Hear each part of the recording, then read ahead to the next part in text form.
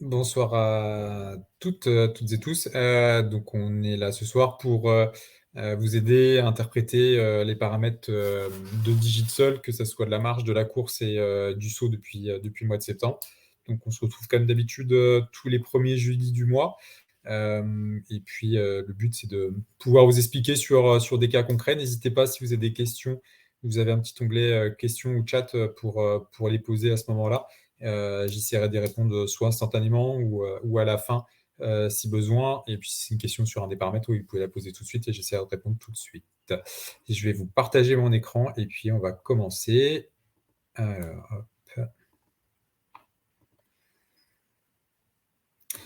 Voilà, donc je vous partage le cas d'un patient, moi, que j'ai eu, que je trouvais, j'essaie de trouver toujours des cas un peu plus ou moins, enfin, intéressants et puis surtout différents. Là, c'était le cas d'un coureur à pied qui est venu me consulter, sans forcément de douleur, mais plus pour avoir un avis, voir un petit peu, faire un point sur sa manière dont il courait, voir s'il y avait des problèmes parce qu'il préparait, le marathon de Paris. Donc en fait, il voulait faire un bilan global, de sa marche, de sa course et avoir quelques conseils. Donc ça montre aussi que, on a des patients qui peuvent être intéressés et qui peuvent venir nous voir, que ce soit kiné ou podo, justement pour être conseillés et du coup développer des services par rapport à ça. Comme sur tout coureur à pied, en fait, je commence toujours par une analyse de la marche pour savoir de quoi on part et à quoi on arrive. Euh, et donc, du coup, ce qu'on peut commencer à voir, c'est qu'on a une symétrie qui n'est pas forcément bonne, en tout cas qui est un petit peu éloignée, on va dire, des normes qui sont attendues, puisqu'on est à 8% d'écart entre les deux côtés. C'est pas catastrophique, mais c'est des choses qu'il faut garder en tête pour voir si c'est pas quelque chose, c'est pas un problème qui peut arriver. Après, vous ne fiez pas forcément à la vitesse, à la cadence, que c'est fait en cabinet. Moi, j'ai 5 mètres, donc la vitesse, il ne va pas atteindre forcément une grosse vitesse, mais c'est vrai que c'est un petit peu plus lent que ce que je peux avoir. Donc après, c'était plus par rapport à sa manière de marcher. C'était une manière de marcher un peu plus nonchalante et tranquille. Donc il marchait pas très très vite et ça se ressent aussi sur ces longueurs de foulée. C'est pour ça que vous voyez les longueurs de foulée, donc c'est la distance entre deux contacts talons, elles sont en rouge puisque il est un petit peu en dehors des normes par rapport à sa taille, hein. Il mesurait 1,80 m. Normalement, si on clique sur avancer, vous voyez, il aurait dû être plus aux alentours d'1,40 m, 1,45 m. Vous voyez tout de suite les codes couleurs qui servent à situer votre patient par rapport aux normes. C'est ça qui est intéressant, c'est que on n'est pas forcé de connaître toutes les normes, et notamment sur les longueurs de foulée, de savoir par rapport à la taille que fait le patient, puisqu'on va rentrer la taille du patient, quelle est la norme de sa longueur de foulée. Et ben là, directement, ça vous calcule et ça vous le place dans le vert ou dans le rouge, dans l'orange par rapport à ça. Donc ça permet tout de suite de situer le patient sans avoir forcément beaucoup de connaissances. La symétrie, tout à l'heure, on disait qu'elle n'était pas très bonne. Effectivement, elle est liée à un temps de contact qui est un peu plus important du côté droit. Donc après, c'est à voir si c'est lié à une déformation ou un appui qui veut moins faire du côté gauche. Donc ça peut être, oui, sur des patients qui vont avoir des problèmes et qui vont avoir moins de force sur le côté gauche. Ils vont passer moins de temps en contact sur le côté gauche et solliciter un peu plus le côté droit. Donc ça peut être aussi des choses qui sont à vérifier. Donc on voit que sur le reste, il est un petit peu, comme il a une marche quand même pas très rapide, effectivement, tout ce qui est temps de contact, temps de cycle, il est sur des valeurs qui sont un petit peu en dehors des normes qu'il devrait avoir. Ensuite, on a une des premières choses qui sont intéressantes, notamment par rapport à la Gatline. Donc la Gatline, c'est le déroulé du pas par rapport aux forces exercées. La Gatline est relativement normale. Ce qui va être plus intéressant, c'est les chiffres que vous voyez, la répartition des temps de contact entre phase taligrade, phase médio-pied et phase de propulsion. On voit qu'on a un chiffre en rouge ici, donc c'est quelque chose qui on va pas dire interpellé, mais en tout cas où je lui ai posé une question et on a aussi cette valeur-là, vous voyez, qui reste trop faible même en temps. Donc c'est pour ça que souvent je mets relatif et absolu parce que vous pouvez avoir une répartition qui est bonne, mais des temps qui ne sont pas bons. Imaginez quelqu'un qui a un temps de cycle très très important, mais qui a une bonne répartition, il peut être tout en vert sur la répartition en pourcentage, mais vu qu'il a un temps de cycle trop important par rapport à ce qu'il devrait faire, il va être en rouge quasiment sur toutes les valeurs. Donc c'est intéressant de regarder les deux. Et du coup, par rapport à ces temps de contact qui étaient un peu courts sur la phase taligrade côté gauche, je lui ai juste demandé s'il n'avait pas de soucis du côté gauche. Et oui, ça permet aussi, ces analyses-là, d'augmenter un petit peu le questionnement des patients parce qu'ils peuvent oublier quelque chose. Et il m'a dit effectivement qu'il avait eu une gêne et qu'il a encore une petite gêne au niveau du tendon d'Achille. Donc ça permet, oui, d'augmenter un petit peu votre questionnaire. et de voir, en tout cas de détecter des petites choses qui ne vous auraient pas forcément parlé. Sur le côté droit, on a le ratio de propulsion. Le ratio de propulsion, c'est un ratio entre la vitesse d'oscillation et la vitesse de propulsion. On considère que la vitesse d'oscillation est due au muscle fléchisseur de hanche et la vitesse de propulsion est due au triceps sural fléchisseur plantaire. Le but de faire ce ratio-là, c'est de savoir quel est le groupe musculaire qui est le plus sollicité au moment de la propulsion entre ces deux gros groupes-là. On voit qu'il y a un équilibre qui n'est pas mauvais du côté gauche, qu'on a un léger écart de 2% en faveur des fléchisseurs de hanche. Par contre, on a une sollicitation beaucoup plus importante du côté droit, avec une sollicitation plus importante des fléchisseurs plantaires triceps sural. Donc pareil, quand il y a un déséquilibre comme ça entre côté gauche et côté droit, ça permet de re-questionner le patient. Et en lui reposant une question, j'ai appris qu'il avait eu anciennement des douleurs au niveau de la hanche. Et du coup, vous voyez, il a conservé un petit peu une manière de marcher qui est un petit peu différente. Alors avec soit, après c'était à recontrôler, soit une faiblesse musculaire au niveau des fléchisseurs de hanche, soit effectivement une manière de marcher un peu différente. Donc le but, c'est en tout cas, moi en tout cas, je vais conseiller pour essayer de rééquilibrer, de faire des mouvements assez simples, tout ce qui était monté de genoux du côté droit, pour essayer de rééquilibrer un petit peu cette propulsion. Sur le deuxième volet, on a les angles de pronosupination qui permettent de voir la stabilité de votre patient. Donc, on a sur le côté droit le pied droit, sur le côté gauche le pied gauche. En bas, c'est le moment où le pied touche le sol par le talon. Et on est sur un déroulé dynamique avec tout en haut le moment où le pied quitte le sol par les orteils. En vert, c'est la norme. Donc après, c'est facile. Tout ce qui est à l'intérieur, c'est je suis pronateur. Donc en gros, j'ai les pieds qui s'affaissent vers l'intérieur. Quand je suis sur l'extérieur, je suis supinateur. Je marche sur l'extérieur. Le but de ce graphique-là, c'est pas de dire je vais faire des semelles ou je vais l'envoyer chez le podologue. C'est déjà de voir s'il n'y a pas une trop grosse différence entre côté gauche et côté droit qui puisse emmener une instabilité ou qui puisse lui provoquer des douleurs. Si les deux côtés sont pronateurs, on va pouvoir lui proposer du renforcement musculaire ou éventuellement, si on est podologue, lui proposer des semelles pour essayer de corriger. Souvent, l'un et l'autre peuvent aller ensemble et ça peut être une bonne action. Là, sur ce patient-là, on voit que quasiment du début à la fin, vous voyez, on est dans des normes qui sont acceptables puisqu'il est quasiment dans le corridor. Il suit aussi la forme du corridor. Ça, c'est important aussi, c'est que on a une attaque qui est souvent postéro-externe avec, dès qu'on est en phase pied à plat, un léger effondrement du médio-pied. Donc, c'est ce mouvement-là qu'on voit au niveau du corridor. Puis, sur toute la partie pied à plat, on reste légèrement sur le bord externe de la chaussure pour finir en propulsion avec le premier orteil. Et c'est ce qu'on voit sur ce graphique-là. Et c'est ce qui fait un petit peu aussi ce patient-là. On peut aussi vérifier en fait la stabilité du patient par rapport à l'écart type de sa marche. L'écart type, en fait, c'est la distance entre les deux droites grises que vous avez, par exemple, sur le pied droit en haut. Si on va sur le point, on visualise même l'écart. Par exemple, là, on a un écart de 10 degrés, donc une variabilité de 10 degrés. La norme, normalement, se situe entre 2 et 3 degrés. Alors, on a souvent des variabilités un petit peu plus importantes sur l'avant-pied, qui sont un peu plus difficiles à travailler ou à stabiliser. Dès qu'on a des variabilités très importantes au niveau du contact talon, c'est souvent des signes, par exemple, d'entorse qui ont été maltraités ou éventuellement des risques d'entorse, quelque chose qui peut arriver pour plus tard. Donc là, on est, vous voyez, sur le talon, des choses à peu près normales, on est à 4 degrés, donc c'est bon. Et on voit qu'on a une légère variabilité un peu plus importante sur la phase médio-pied, donc on pourrait lui proposer, vous voyez, un petit renforcement musculaire, type ballon mou, mais au lieu d'être pied à plat, et comme on a une variabilité qui est un peu plus importante sur la phase où le talon est décollé, on va travailler spécifiquement dans la phase où il peut être plus ou moins stable. Là, moi, j'ai jugé que ce n'était pas forcément nécessaire parce qu'il n'y avait pas un écart une variabilité qui était trop importante, donc ça allait encore. Sur le reste, on voit qu'il a un angle d'ouverture qui est un petit peu plus fermé du côté droit. Donc là, c'est les angles d'ouverture, c'est ce que vous avez 12 et 5,5, qu'on appelle aussi angle de Fick. Et puis, vous avez l'écart du pas, donc qui est qu'on appelle le fauchage. Donc, c'est la distance entre mon pas au moment de la phase d'oscillation et la ligne d'avancement. On est sur normalement des normes aux alentours de 2,5. Sachez que la plupart des normes ou de la définition des paramètres sont fournies sur le point d'interrogation et il y a certains paramètres où il n'y a malheureusement pas de normes. Donc vous allez voir, vous allez très rapidement les avoir en faisant régulièrement des analyses. On voit qu'il y a un écart qui est un peu plus important du côté droit. Il va s'expliquer du fait que, vous voyez, sur le graphique qui est là, dont je vais vous expliquer tout de suite, on a une hauteur qui est plus faible. Donc imaginez quelqu'un qui a un pas beaucoup plus rasant, en fait, il va écarter sa jambe sur le côté pour éviter que son pied touche le sol.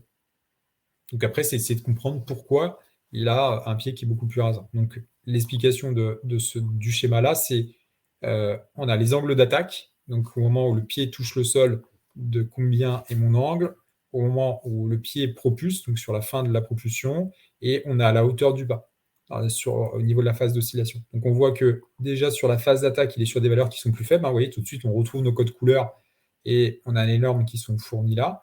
Normalement, on doit être supérieur à 20 degrés. Donc lui, il est vraiment bien inférieur. Donc c'est soit, effectivement, tout à l'heure, je disais qu'il avait une marche nonchalante, et on se souvient aussi qu'il avait un temps de contact talon du côté droit, du côté gauche, par contre, qui était beaucoup plus faible, et ça vient en relation avec ça. Donc il a un temps de contact talon parce qu'en fait, il pose très peu le talon, et il est plus sur une phase quasiment pied à plat au moment du contact. Donc il y a aussi un travail, vous voyez, si on veut retrouver, entre guillemets, une marche plus normale pour lui, c'est de voir déjà si sa douleur au niveau du tendon d'Achille peut être la cause de ça, si effectivement on considère que la douleur est importante, traiter la douleur, et voir après sur d'autres analyses si ça fait changer sa manière de marcher. Sur le côté droit, on a une hauteur qui est faible au niveau de la hauteur du pas. Souvent, on est aux alentours de 1,5 cm, 2 cm. On considère qu'il y a un risque de chute important, par exemple sur des personnes à risque, soit des personnes âgées ou des personnes avec des pathologies neurologiques, quand c'est inférieur à 2 mm. 2 mm, c'est un tapis, donc on se prend vite les petites dents. Lui, vous voyez, il est à 3, donc 3 mm, donc ça reste très faible par rapport à son âge, parce qu'il avait une quarantaine d'années. Et on se souvient tout à l'heure que sur le ratio de propulsion, si je reviens en arrière, le ratio de propulsion, on avait effectivement une sollicitation plus faible des fléchisseurs de hanche du côté droit. Donc vous voyez, ça vient bien en relation de se dire que pour éviter que cette hauteur soit trop faible, il faut travailler sur le fléchisseur de hanche pour que son pied remonte un petit peu plus. Donc vous voyez, ça concorde bien, tout concorde bien au niveau des analyses. Donc il y a déjà, vous voyez, ne serait-ce qu'avant qu'il court, il y a déjà des petites choses à faire sur la marche, et qui sont en concordance avec l'interrogatoire qu'on a eu avec lui. On peut, sur la marche, changer le mode de visualisation. C'est-à-dire que vous pouvez passer sur neurologique, c'est des présélections qui ont été faites au niveau des paramètres, et avec l'apparition notamment d'un nouveau paramètre quand on met neurologique, parce que vous avez l'apparition de la distance, donc la distance qui a été faite sur le temps d'analyse. Moi, les analyses de marche, je les fais d'1 minute en cabinet, donc ils font les allers-retours sur la diagonale de mon cabinet, et sachez que tous les virages de demi-tour sont automatiquement enlevés. Donc c'est pour ça que vous n'êtes pas obligé d'avoir une très grande ligne droite ou un très grand espace pour faire les analyses. Et vous voyez, sur neurologique, c'est un mode de visualisation qui est un peu différent, qui met en avant certains paramètres justement par rapport à des pathologies neurologiques, et notamment on a pu les angles de pronosupination, et on a l'apparition de la distance. Et vous avez réathlétisation, traumatologie, et vous pouvez même personnaliser votre vue. Suite à ça, si vous voulez envoyer ce compte-rendu au médecin, on va cliquer sur « Exporter un PDF » et vous avez automatiquement le PDF qui est fait. Vous pouvez soit l'imprimer en version papier, soit l'enregistrer et l'envoyer par mail. Et puis à la fin, vous allez pouvoir mettre vos commentaires. Suite à ça, ce patient, du coup, qui était quand même le but, hop, je l'ai fait courir. Donc, un temps d'analyse, les protocoles de course qu'on conseille, c'est aux alentours de au minimum 10 minutes, avec 1 minute d'accélération. Et on voit, vous voyez, lui, il a couru un tout petit peu plus longtemps, il a fait 13 minutes, et avec effectivement ce pic d'accélération-là. Donc, on voit la durée totale, la vitesse. Il n'y a pas de norme sur la vitesse, bien sûr. Par contre, il y a plus ou moins des normes sur la cadence. Quand on commence à avoir quelques connaissances sur la course à pied, c'est vrai qu'on conseille au patient d'augmenter un petit peu sa cadence, notamment sur lui, il était sur une cadence qui était très faible. Donc, vous voyez, là, on va rentrer dans le conseil, on va vraiment avoir une vision globale de notre patient et pouvoir le conseiller par rapport à sa manière de courir. Donc, on va lui dire que 156, c'est un peu faible, et qu'il faudrait qu'il essaye d'augmenter sa cadence, notamment souvent en réduisant sa longueur de foulée. L'analyse a été faite en extérieur, parce que moi, je n'ai pas de tapis, je considère que il n'y a pas forcément d'utilité à avoir un tapis. Vaut mieux qu'ils aillent courir dehors, parce que c'est beaucoup plus représentatif de la réalité d'avoir un patient qui court dehors avec les habitudes qu'il a, plutôt que de faire courir sur un tapis, sachant qu'on a entre 80 et 90% des patients qui n'ont jamais couru sur tapis. Et là, vous avez tout ce qui s'est passé pendant la sortie avec des points toutes les 15 secondes avec les vitesses et cadences. On retrouve la symétrie. La symétrie en termes de temps de contact est un élément qui permet d'évaluer les risques de blessure chez le coureur à pied. On considère quand il y a plus de 10% d'écart entre les deux côtés qu'il y a un risque de blessure. Là, vous voyez, on est sur quelque chose qui est très correct. Ensuite, on a, oui, c'est là que ça devient intéressant, quand on dit vision globale, justement, c'est parce que c'est une allée chaussée, donc du coup, ça permet aussi de valider l'équipement du coureur, et notamment de ses chaussures. Est-ce qu'il a les bonnes chaussures par rapport à son type d'attaque et par rapport à sa force d'impact? Là, on voit qu'on est sur une attaque pure. Quand on est attaque pure, c'est qu'on est sur des angles importants, entre moins 15, vous voyez, à gauche et moins 19 à droite, donc avec une attaque vraiment tout sur le talon, relativement marquée sur le talon, et des forces d'impact de 2,5 kN, donc 2500 Newton. Cette force-là toute seule ne veut pas dire forcément grand-chose, elle est toujours à mettre en relation avec le poids du coureur. Donc, quand on est à 2500 Newton, il y a deux petites choses à savoir, c'est que 9,81 Newton est égal à 1 kg. Donc, pour aller plus vite, moi je dis que 10 Newton est égal à 1 kg. Donc, en gros, quand on a 2500 Newton, ça fait 250 kg de pression. Donc, déjà, je trouve que c'est un peu plus parlant au patient, lui dire, au moment de l'impact, votre chaussure, elle prend 250 kg de pression au niveau de la semelle. Donc, ça permet de voir un petit peu si la chaussure, effectivement, elle a besoin de beaucoup d'amorti ou pas. En tout cas, le patient a besoin de beaucoup d'amorti ou pas. Et on va faire une relation entre cette force d'impact et le poids du patient. Et on sait que cette relation, ce chiffre doit être compris entre 2 et 4 fois. Donc là, on était à 250 kg, il pesait 80 kg, donc on était à 3 fois le poids un tout petit peu au-dessus de 3 fois le poids du corps. Donc on était bien compris entre 2 et 4 fois, sachant qu'il courait quand même, il courait à 12,6, c'était une vitesse quand même relativement acceptable. Je dis, faites attention, vous êtes à presque 3, il va falloir voir ce qui se passe quand vous accélériez, que vous ne remontiez pas trop haut, parce que sinon ça peut être nocif au niveau articulaire. Et pourquoi c'est important de faire la relation entre le poids et ce chiffre-là? Parce que si vous avez, dans un cas extrême, c'est ce que j'ai eu, une patiente qui pèse 40 kg et qui a 1800 Newton, ben elle était avec 4 fois et demi le poids de son corps. Donc au niveau articulaire, c'est quelque chose qui n'était pas bon pour elle, et du coup, il fallait soit travailler sur les chaussures, soit avoir une foulée beaucoup plus amortissante.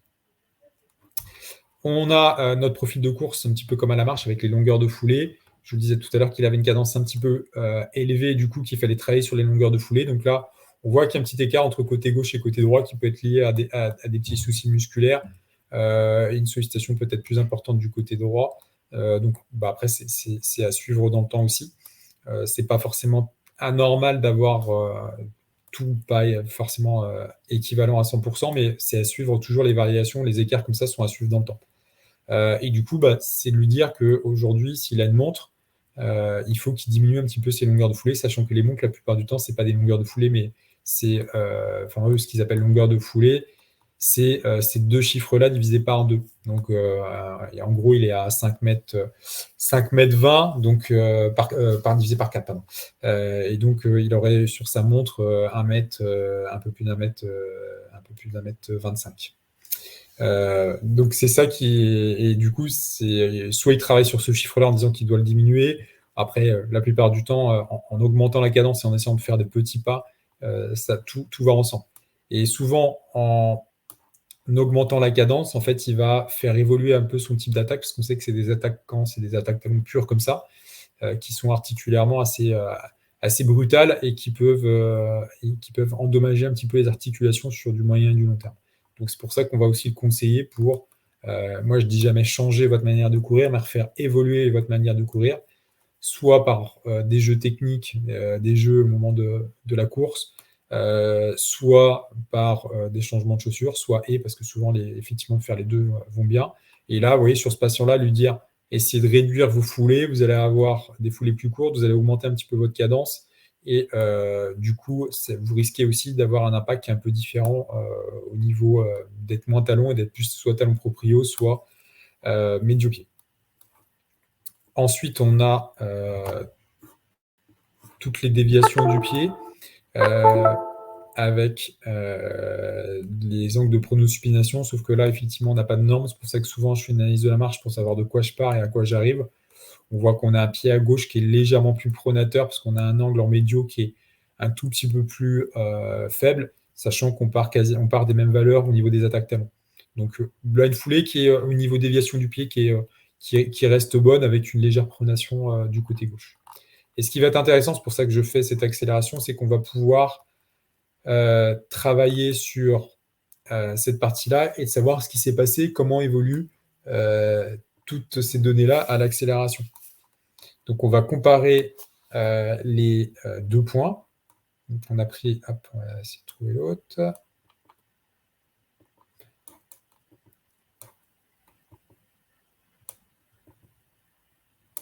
Je ne vais pas me prendre le deuxième. Hop, voilà.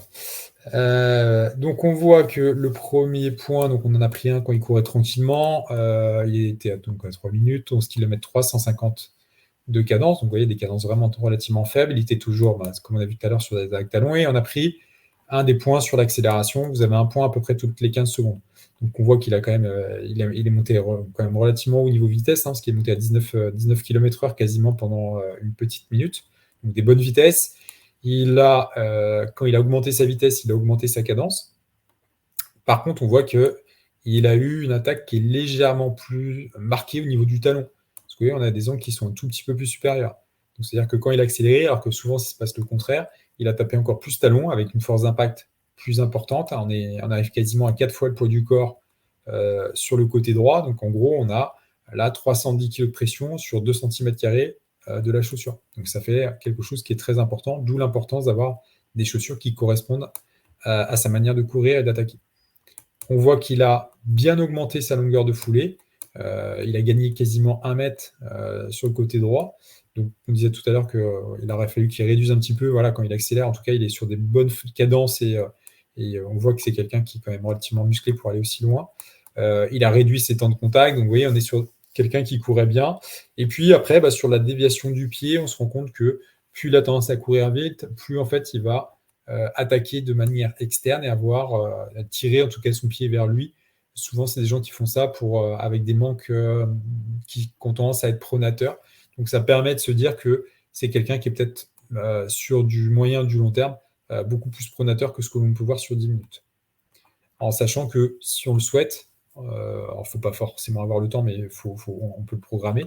Ce patient-là ou d'autres patients, on peut, avec la solution aujourd'hui, les faire courir 1 heure, 1 heure et demie, faire autre chose pendant ce temps-là, donc prendre d'autres patients, et voir aussi l'impact de la fatigue sur la course. Donc ça peut être, vous voyez, si vous voulez mettre en place d'autres services, ça peut être aussi un conseil par rapport à qu'est-ce que la fatigue peut apporter, ou mon patient il commence à avoir mal au bout d'1 heure, du coup je lui fais réellement 1 heure de course, et c'est 1 heure de course qui est monitorée et qui permet de suivre l'évolution au fur et à mesure de temps de tous les paramètres.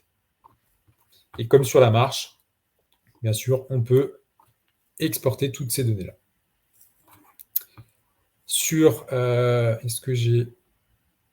Je vais vous montrer ensuite les sauts. Alors, les sauts, c'est plus une présentation parce que c'est plus simple, je trouvais, à faire comme ça et à expliquer que sur un patient. Les sauts aujourd'hui, vous avez 4 sauts qui sont proposés. Le CMJ qui est un saut à 2 pieds, puis après vous avez tous les hop tests. Le triple hop, le side hop et le single hop. Le CMJ, c'est un saut à 2 pieds qui peut être fait soit avec les bras sur les hanches, soit avec l'aide des bras pour se propulser.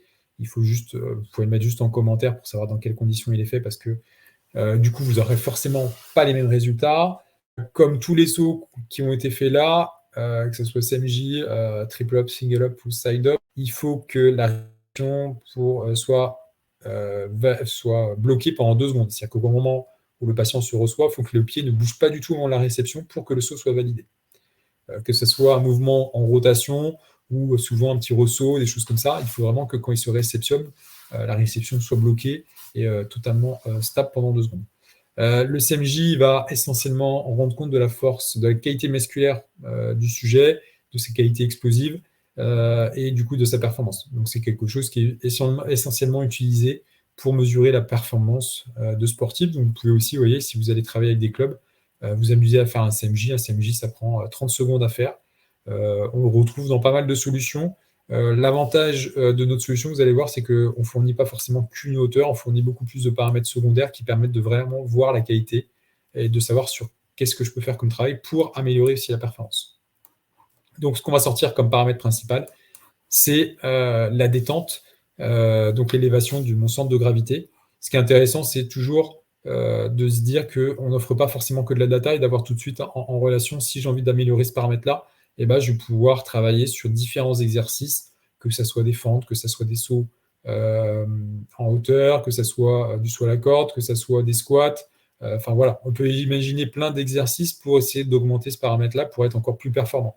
Donc, c'est de se dire, aujourd'hui, la solution ne fournit pas que de la data, elle fournit vraiment des éléments qui permettent d'obtenir des informations et de travailler de manière très précise.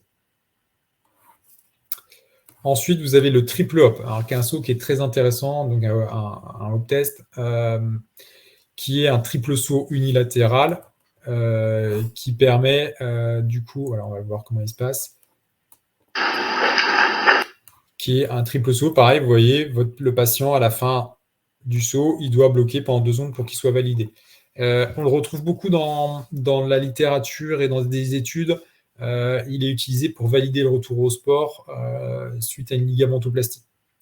Il y a une étude aussi aux États-Unis qui montre qu'il y a 89% des physios aux États-Unis qui utilisent ce saut pour valider le retour au sport post-LCA. Donc c'est vraiment, on le retrouve beaucoup dans beaucoup de littérature. Il y a beaucoup de tests qui utilisent le triple hop pour valider ça. Bien sûr, on ne fait pas qu'un triple hop pour valider un retour au sport, mais c'est un des tests essentiels pour valider le retour au sport. Mais comme tout test, vous allez voir, comme il permet de mesurer une distance, il permet aussi d'évaluer la performance du sujet, du côté sain ou du côté lésé, ou des deux côtés sains si on a un patient qui est sain et on cherche juste à mesurer sa performance. Et on peut aussi évaluer son risque de blessure par rapport à ça, et toujours par rapport à l'écart des 10% entre les deux côtés. Et du coup, pardon, je vais aller trop vite. Voilà, ce qu'on va mesurer, c'est la distance totale qui a été parcourue. Et l'écart entre les deux côtés, ne doit pas excéder 10% pour valider un retour au sport ou pour évaluer un risque de blessure. On considère qu'il y a un risque de blessure à partir du moment où il y a un écart supérieur à 10%. Un single hop, c'est comme le triple hop, sauf qu'on fait qu'un seul bond en avant. Bien sûr, on fait côté sain et côté lésé. Pareil, il permet de valider un retour au sport suite à une ligamentoplastie, l'utiliser aussi dans ce sens-là. Le même but, avoir moins de 10% d'écart entre les deux côtés. Et on doit aussi avoir, comme on voit sur la petite image, une réception de saut stable pendant 2 secondes pour que le saut soit validé.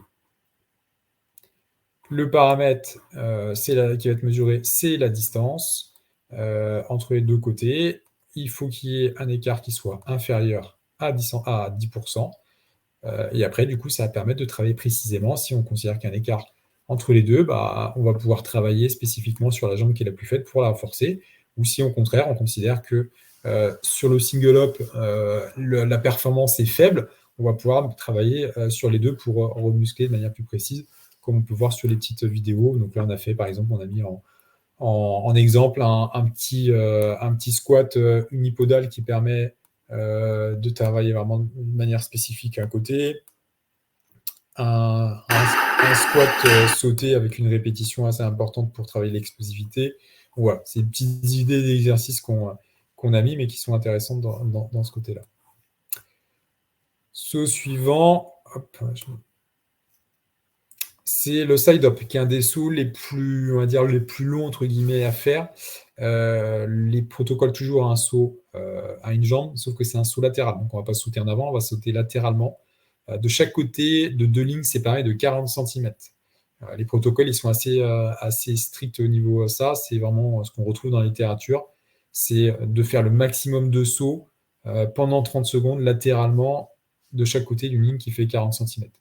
Le nombre de sauts qui est attendu, c'est aux alentours de 55 chez l'homme et 45 chez la femme. Il faut déjà avoir une très très bonne cadence pour en faire 55. Ça fait quasiment 2 sauts par seconde. Il faut quand même aller relativement vite. Il permet de tester la capacité anaérobie de votre patient. Il est utilisé dans tout ce qui est rééducation de cheville pour voir justement la stabilité de la cheville. Donc imaginez, vous avez un patient qui a eu une entorse il y a déjà pas mal de temps, qu'il n'a peut-être pas forcément rééduqué, ça permet de tester son changement d'appui et de voir s'il a une faiblesse ou pas et d'évaluer sa faiblesse. Et toujours, on va donc comparer le nombre de sauts entre les deux côtés. Bien sûr, on va enlever les sauts qui ont été mordus, c'est-à-dire que dès que le patient va mettre le pied sur la ligne, c'est pas forcément la solution, enfin c'est pas la solution qui va le détecter, c'est à vous de les enlever. Donc on va mesurer le nombre de sauts de chaque côté et il ne faut pas qu'il y ait moins de 10% d'écart entre les deux côtés. On imagine que vu qu'on travaille sur de la stabilité de cheville, on va pouvoir proposer, si on n'est pas bon, soit sur le nombre de sauts, soit sur d'un côté par rapport à l'autre, de travailler spécifiquement sur de la stabilité, sur de la proprio. Voilà, donc là on est sur la proprio, sur un petit ballon comme vous avez l'habitude de faire. Donc ça indique tout de suite en fait des petits exercices que vous pouvez faire par rapport à la faiblesse de votre patient. Ensuite, pour résumer, donc on a le CMJ sur lequel on va mesurer la détente qui permet d'évaluer la performance. Ensuite, vous avez le triple hop qui est un triple saut qui permet de mesurer la longueur et donc la symétrie entre les deux côtés, qui va permettre de valider un retour au sport suite à une ligamentoplastie notamment, d'évaluer les risques de blessure chez du patient sain et aussi d'évaluer le niveau de performance de mon patient. Le side-up, on va calculer le nombre de sauts et on va évaluer la symétrie entre les deux côtés. Pareil, retour au sport, plus on va dire sur une entorse, mais qui est utilisé aussi dans un groupement de tests pour évaluer le retour au sport suite à une LCA. Et aussi pour rapport à la performance, puisque à partir du moment où on compte le nombre de sauts, plus vous allez faire de sauts, plus vous allez être performant. Et le single up, pareil, utilisé sur du retour au sport suite à un LCA, pareil, utilisé dans un groupement de test qui va mesurer une longueur et du coup on va regarder la symétrie entre les deux côtés et qui permet aussi sur du patient sain d'évaluer le risque de blessure et comme on mesure une distance, d'évaluer la performance puisque plus vous allez sauter loin, plus vous allez être performant. Les paramètres secondaires qu'on va pouvoir trouver, c'est pour ça que c'est intéressant, c'est qu'on ne va pas juste mesurer un paramètre, on va vous indiquer plein de choses. Comment j'ai sauté, comment j'ai atterri, quelle est ma stabilité. Et du coup, on va pouvoir tout de suite en sortir des exercices. C'est ça qui est important. Par exemple, j'ai un angle de flexion au décollage. S'il est mauvais ou s'il y a un écart important entre les deux côtés, on peut tout de suite imaginer que je vais regarder en manipulant qu'il n'y ait pas de problème articulaire et que je n'ai pas de limitation au niveau de l'amplitude ou ça peut être lié à des faiblesses. Donc, on va refaire le bilan pour voir à quoi peut être due cette différence. Donc, ça va qualifier mon saut. Ensuite, on mesure la vitesse de décollage, donc en degrés angulaires par seconde. Côté gauche et côté droit, pareil, on regarde qu'il n'y ait pas un écart trop important entre côté gauche et côté droit. Ça permet de quantifier mon saut, comment j'ai sauté, mais c'est aussi un niveau de performance. Et si j'ai un écart qui est plus important entre les deux côtés, un écart supérieur à 10%, ça permet de se dire qu'on doit travailler, permet de valider ou pas valider le retour au sport, et aussi d'évaluer un risque de blessure. J'ai envie d'être plus performant sur ce paramètre-là, soit d'un côté ou soit des deux, je vais travailler spécifiquement soit en force pour essayer de récupérer de la force et puis après, travailler sur tout ce qui est explosivité. Soit on travaille sur les deux pieds, soit on travaille sur un seul, s'il y a un côté qui est un peu plus faible que l'autre. Ensuite, vous avez la stabilité de contact alors, je vais repasser sur celui-là parce que je veux aller d'abord sur un autre. Voilà. On a les angles de pronosupination d'atterrissage qui permettent de savoir, comme on a pu avoir à la marche ou à la course, quel est l'angle au moment de mon atterrissage et du coup qui permet de savoir si le pied s'est posé plus ou moins en supination ou en grosse pronation. Quand vous avez des angles négatifs, ça veut dire que votre pied est en légère supination. Et c'est pour ça que je suis passé d'abord sur celui-là, puisqu'il va avec la stabilité de contact qui permet de savoir comment l'angle de pronosupination a varié au cours des 200 millisecondes qui suivaient l'atterrissage, donc qui permet d'évaluer le risque de blessure. Donc on a la variation, là par exemple, vous voyez, on a varié de 16 degrés, donc ce qui reste une variation assez importante, et en dessous, vous avez la vitesse de variation, donc qui permet de savoir, en gros, si j'ai un gros contrôle musculaire ou pas du tout. Donc, on peut avoir des très grosses vitesses angulaires parce que d'un seul coup, mon pied va s'affaisser et les muscles ne vont pas le contrôler. On peut avoir des patients qui sont très crispés et qui vont avoir très peu de variation parce qu'en fait, ils vont être très tendus parce qu'ils ont peur de se faire mal. Et du coup, c'est toute l'articulation qui va prendre parce que s'il n'y a pas d'amorti, c'est pas bon, il n'y a pas de contrôle musculaire. Vous voyez, ça permet d'aller un peu plus loin puis de se dire que si j'ai ma stabilité de contact qui n'est pas bonne avec mes angles de prononciation qui ne sont pas bons, bah, on va travailler sur de la proprio pour essayer de renforcer cheville et genou. Ensuite, vous avez l'accélération maximale à l'atterrissage qui permet d'évaluer le risque de blessure. Bien sûr, cette valeur-là prend en compte les chaussures qui sont utilisées, donc vous aurez des valeurs différentes sur les chaussures qui seront utilisées, et ça permet de voir, en tout cas, d'évaluer si mon patient amortit bien son impact. Souvent, quand on va sauter, en fait, on va avoir une flexion au niveau du genou pour amortir cet impact et avoir le buste qui descend. Des gens qui sautent avec une réception quasiment en jambe droite et qui n'ont aucune flexion, bah, on va avoir une onde de choc qui va être beaucoup plus importante et pas amortie. Et du coup, ça permet d'évaluer ça, mais ça permet aussi de voir si les chaussures sont adaptées à la pratique et de potentiellement d'évaluer le risque de blessure et de se dire qu'il peut y avoir des problèmes articulaires par rapport à des atterrissages qui sont très importants. Donc là, l'estimer en G. Donc, moi, j'ai eu des valeurs les plus importantes qui étaient comprises entre 8 à 10 G, 10 fois le poids du corps. Bah, ça reste des valeurs très importantes qui peuvent, sur le temps, être nocives articulairement, au niveau de l'articulation. Ensuite, on a la rotation autour de Z, c'est la rotation du pied entre le moment de décollage et d'atterrissage, qui vient souvent en relation avec les angles de pronosupination. C'est-à-dire que quand vous avez un pied qui a tendance à s'affaisser, souvent le pied a tendance à tourner et entre le moment où il se décolle et il atterrit, avoir un angle qui se ferme un petit peu. L'angle de flexion à l'atterrissage, bah, ça permet de savoir si vous atterrissez avant-pied. Du coup, quand vous allez atterrir avant-pied, on va avoir un pied qui va se tasser un petit peu, qui va amortir l'angle de choc. Au contraire, c'est un atterrissage très talon et qui peut avoir et du coup une onde de choc qui va remonter directement sur l'articulation. Et bien sûr, à chaque fois, on va comparer côté gauche et côté droit pour voir qu'il n'y ait pas un écart trop important entre ces deux côtés-là. Et puis, on revient sur les angles de prononciation dont je vous ai parlé tout à l'heure. Juste ce petit tableau-là pour vous donner, j'avais trouvé ça pour avoir quelques valeurs un petit peu, on va dire, de base pour savoir ce qu'on attend sur le nombre de sauts. Sur un single up, eux, ils sont assez ils voient haut, mais on attend plus. Voilà. Là, eux, ils disent 1m76. Déjà, quand vous avez des patients qui font 1m50, c'est déjà très, très bien. Le triple up, souvent, c'est 3 fois le single up. Hein, donc, 5 mètres, ce que je disais tout à l'heure, on est plus entre 4,50 m. Déjà, un patient qui fait 4,50 m, ça reste relativement bien. Le crossover, on l'a pas, c'est un test qui permet, vous pouvez le faire parce que le triple hop, on utilise le triple hop aussi pour faire le triple hop crossover. C'est un test en fait en Z, c'est-à-dire que vous mettez deux lignes séparées de 15 cm et vous partez d'un côté, le point d'après vous êtes de l'autre et ainsi de suite sur les 3 contacts. Et donc le crossover, on est légèrement plus faible. Le CMJ, eux, ils ont des valeurs qui sont faibles parce que je pense que c'était main sur les hanches. Moi, les valeurs que j'avais trouvées sur des études, notamment, par exemple, il y avait une étude qui avait été faite sur des volleyeurs.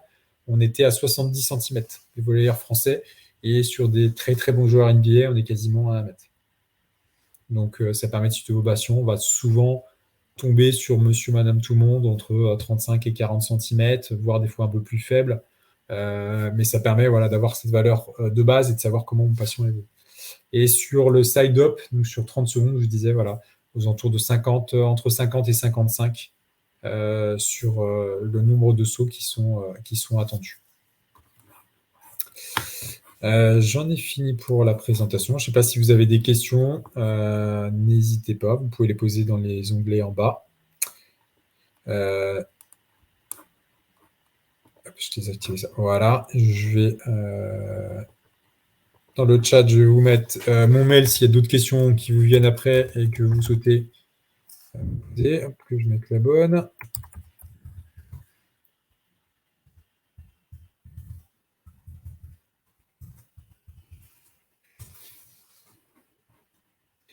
Voilà, donc n'hésitez pas si vous avez des questions. On aura le prochain qui sera maintenant début janvier. Donc, on reste sur des webinaires récurrents qui permettent de prendre. Vous pouvez venir le nombre de fois que vous souhaitez. Si vous n'êtes pas présent, vous l'avez vu, vous avez accès au replay.